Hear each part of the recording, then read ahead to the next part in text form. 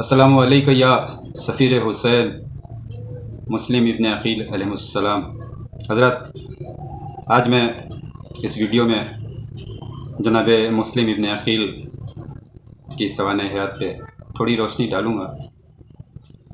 سب سے پہلے چار مصرے کہ حسینیوں سے یہ مختار کہہ رہا ہے ابھی، حسینیوں سے یہ مختار کہہ رہا ہے ابھی، قصاص مسلم و شبیر کا بچا ہے ابھی، غریب کوفہ سفیر حسین ابن عقیل، غریب کوفہ سفیر حسین ابن علی، تیری غریبی پہ دل میرا رو رہا ہے ابھی۔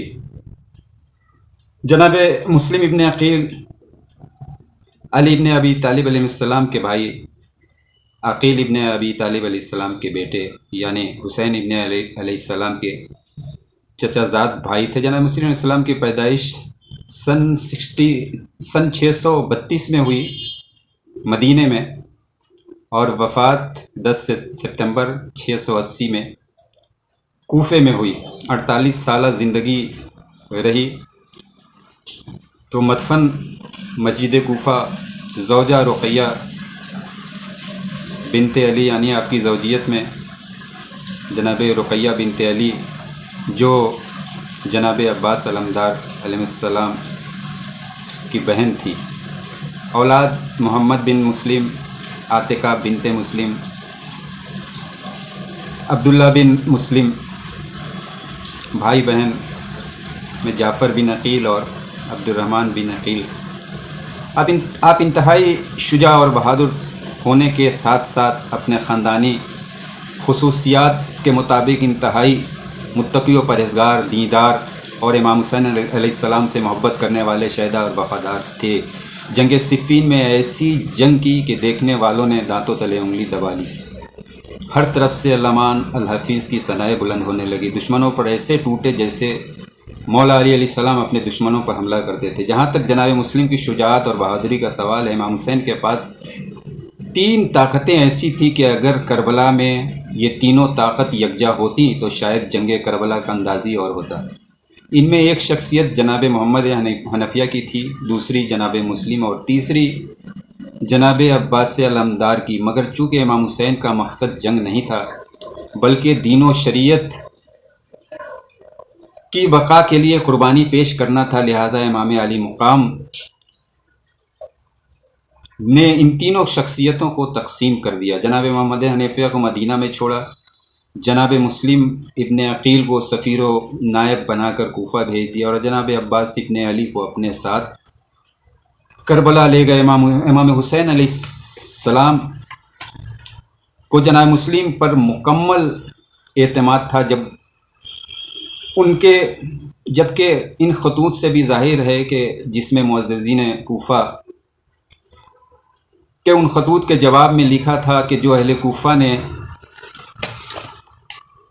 انہیں کوفہ تشریف لانے کے لیے تحریر کیا تھا، مگر آپ تشریف لے آئیں، ہم آپ کے منتظر ہیں۔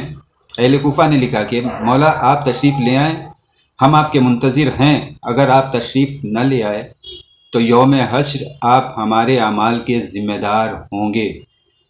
ہم نے اتمام حجت کر دیا۔ امام حسین نے جواب میں مومنین کوفہ کو لکھا کہ چونکہ تم نے اتمام حجت کی بات کی ہے، لہذا من جانب اللہ مجھ پر فرض ہے کہ میں تمہاری دعوت قبول کروں۔ مقدمہ کے طور پر میں اپنے برادر چچا زاد بھائی اور معتمد خاص مسلم ابن عقیل کو تمہارے پاس بھیج رہا ہوں۔ اگر مسلم نے مجھے لکھا کہ جو کچھ تم نے لکھا تھا تم اس پر قائم ہو تو میں بہت جلد تمہارے پاس آؤں گا۔ امام حسین نے ضروری ہدایات کے ساتھ اور دعا کے ساتھ جناب مسلم ابن عقیل کو گلے لگانے کے بعد کوفہ روانہ کیا۔ جناب مسلم نے روضہ رسول پر حاضری دی اور اپنے 2 بیٹوں محمد اور ابراہیم، جن کی عمر تاریخ بتاتی ہے کہ 7 سال اور 8 سال کی تھی، کہ ہمراہ کوفے چلے گئے۔ راہ کوفہ کی صعوبتیں برداشت کرتے رہے، پیاس اور بھوک کی شدت سب برداشت کی، اور برداشت کرتے ہوئے اپنے بیٹوں کے ساتھ کوفے میں وارد ہوئے۔ کوفے میں جناب مختار ابن ابی عبیدہ ثقفی کے گھر پر قیام کیا۔ کوفے والوں کو جب اس کی خبر ہوئی کہ مولا آ چکے ہیں تو جوک در جوک بیعت کرنے لگے جناب مسلم کے ہاتھوں پہ۔ جناب مسلم نے امام مظلوم کو خط لکھ دیا کہ کوفے آنے کے حالات سازگار ہیں۔ اس وقت کوفے کا گورنر نعمان بشیر تھا۔ جب یہ خبر یزید تک پہنچی تو اس نے بصرہ کے عبید اللہ زیاد کو پیغام بھیجا کہ وہ جلد کوفہ پہنچ کر نعمان بشیر کی جگہ حکمراں مقرر ہو جائے۔ دریں اثنا اس بیچ تاریخ بتاتی ہے کہ 30,000 لوگوں نے جناب مسلم کے ہاتھ پہ بیعت کی۔ تو نعمان بشیر کو عبید اللہ ابن زیاد نے ہٹا دیا اور خود کوفہ کا گورنر بن گیا۔ یزید کی طرف سے پیغام آیا کہ جناب مسلم کو قید کرو اور ان کا سر کاٹ کے یزید کے پاس بھیجو۔ ابن زیاد نے کوفہ کی گورنی سنبھالی۔ جناب مسلم عقیل کو جب اس بارے میں اطلاع ہوئی تو جناب مسلم جناب مختار کے گھر کو چھوڑ کر صحابی رسول ہانی ابن عروہ کے گھر منتقل ہو گئے۔ ابن زیاد نے جب یہ سنا کہ وہ ہانی کے گھر رہائش پذیر ہیں تو اس نے قیدی بنانے کے لیے 3,000 فوج بھیجی اور ہانی ابن عروہ سے کہا کہ فوراً جناب مسلم کو میرے حوالے کر دو۔ جناب ہانی ابن عروہ کی تاریخ بتاتی ہے کہ اس وقت عمر 90 سال کی تھی۔ جناب ہانی نے جناب مسلم کو ان کے حوالے کرنے سے انکار کر دیا۔ ہانی کو قید کر لیا گیا۔ اس پر بھی انہوں نے انکار کیا تو حائر ظلم انہیں رسیوں سے باندھ کر 100 کوڑے کی سزا دی گئی اور 100 کوڑے پڑنے کے بعد جب بے ہوش ہو گئے تو ان کا سر تن سے جدا کر دیا گیا۔ 30,000 نے جو کوفی نے بیعت کی تھی سب نے جناب مسلم کا ساتھ چھوڑ دیا اور دغا دینے کی جو کوفیوں کی روایت تھی برقرار رکھا۔ صرف 30 لوگ جناب مسلم کے ساتھ بچے رہے۔ جناب مسلم اس واقعات سے دل برداشتہ ہو گئے اور اب جنگ کرنے کے لیے آمادہ ہو گئے اور باہر آ کر جنگ شروع کر دی۔ سب نے ساتھ چھوڑ دیا۔ 30 ساتھی بس ساتھ رہے۔ مغرب کی نماز تک وہ بھی شہید ہو گئے۔ اللہ اکبر۔ محمد بن کثیر نے اپنے گھر میں پناہ دی۔ محمد بن کثیر محب آل محمد علیہ السلام تھا۔ محمد بن کثیر نے اپنے ساتھیوں کے ہمراہ ابن زیاد کی فوج سے جنگ کی اور بالآخر وہ بھی شہید کر دیے گئے۔ یہ دیکھ کر جناب مسلم کوفے سے باہر جانے کی کوشش کرنے لگے لیکن شہر کے سبھی دروازے بند تھے۔ پھر جناب مسلم نے جنگ کی اور ایک بڑھیا کے دروازے پہ بیٹھ گئے۔ جب بڑھیا باہر آئی تو اس سے پانی مانگا۔ جب انہوں نے بتایا ان کا تعلق خاندان رسالت سے ہے تو اس عورت نے گھر میں پناہ دی، مگر اس عورت طوا کے بیٹے نے انعام کے لالچ میں مخبری کر دی۔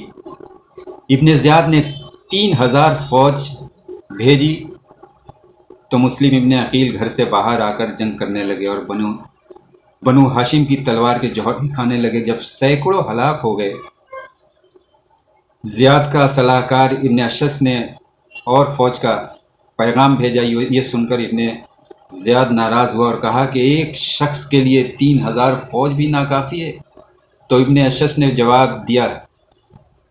بھیجا کہ یہ کوئی عام انسان نہیں ہے، یہ کوئی بنیا بقال نہیں ہے، یہ بنی ہاشم کا چشم و چراغ ابو طالب کا خون ہے جس کی رگوں میں ہاشمی خون دوڑ رہا ہے۔ خیر بعد میں ہیلا مکر و فریب سے ایک گڈھے میں گرا دیا گیا اور قید کر لیا گیا۔ جناب مسلم کو ابن زیاد کے سامنے پیش کیا گیا تو اس ملعون نے یہ سزا سنائی کہ دارالعمارہ کے چھت سے انہیں گرا دیا جائے۔ اللہ اکبر۔ دونوں ہاتھ پسے پشت باندھے گئے۔ تاریخ میں 2 شہداء ایسے ہیں جو منہ کے بل زمین پہ تشریف لائے۔ ایک جناب عباس کے بازو قلم ہونے کے بعد مشکیزہ دانتوں سے سنبھالا، مشکیزہ بھی چھد گیا۔ جناب عباس کی آس ٹوٹ گئی۔ کسی شقی نے سر پر ایسا وار کیا کہ ہاتھ تو قلم ہو گئے تھے، منہ کے بل زمین پر تشریف لائے۔ دوسرے جناب مسلم، ہائے رے مظلومی، ہائے رے غربت۔